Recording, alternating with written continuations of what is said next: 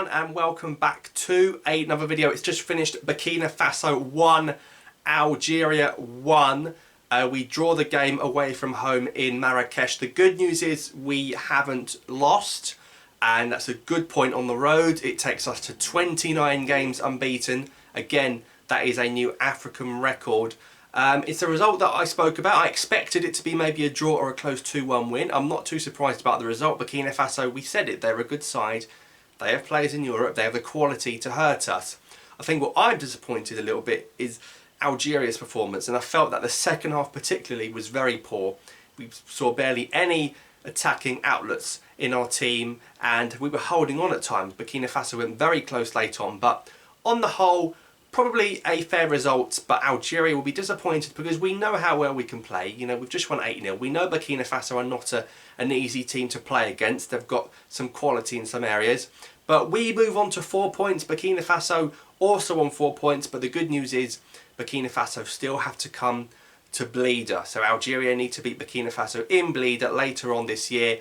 Burkina Faso have got 2 nice easy games against Djibouti home and away now. So interesting to see how the next stage of matches unfold. But 4 points for Algeria, 4 points for Burkina Faso, 3 points for Niger, and no points in Djibouti. Algeria top on goal difference, which might actually decide it in the end. If we draw again in Blida, goal difference on head-to-head might be crucial factors, so that's going to be important as well. In terms of the team Belmadi picked, one change. Feghouli was in for Bounedjah. It was quite obvious Feghouli was going to play in midfield with Benassa and Zerouki. The back four was always going to be Sofiane Feghouli, Mandi Ben Lamri and Bolhi in goal. The one surprise was that Islam Slimani started up front. Now we know Slimani is obviously after this all-time record. He needs 1 goal to equal it and 2 goals to have it for himself.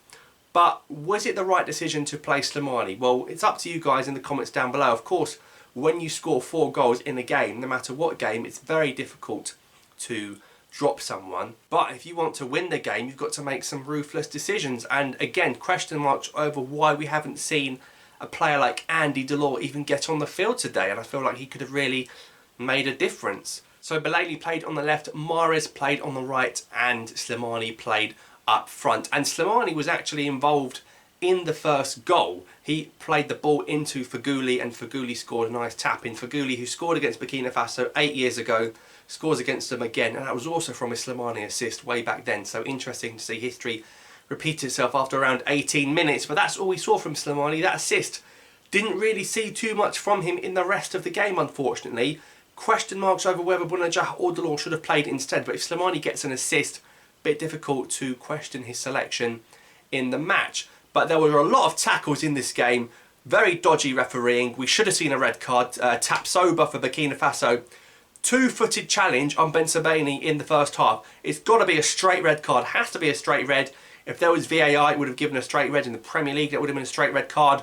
And that would have really changed the game against 10 men. I think Algeria would have won comfortably if they were playing against 10 players. And you could tell Ben Sebaini was getting very frustrated towards the end of the first half. He was kicking people, and I'm not surprised. He was obviously annoyed that that challenge had gone unpunished on him.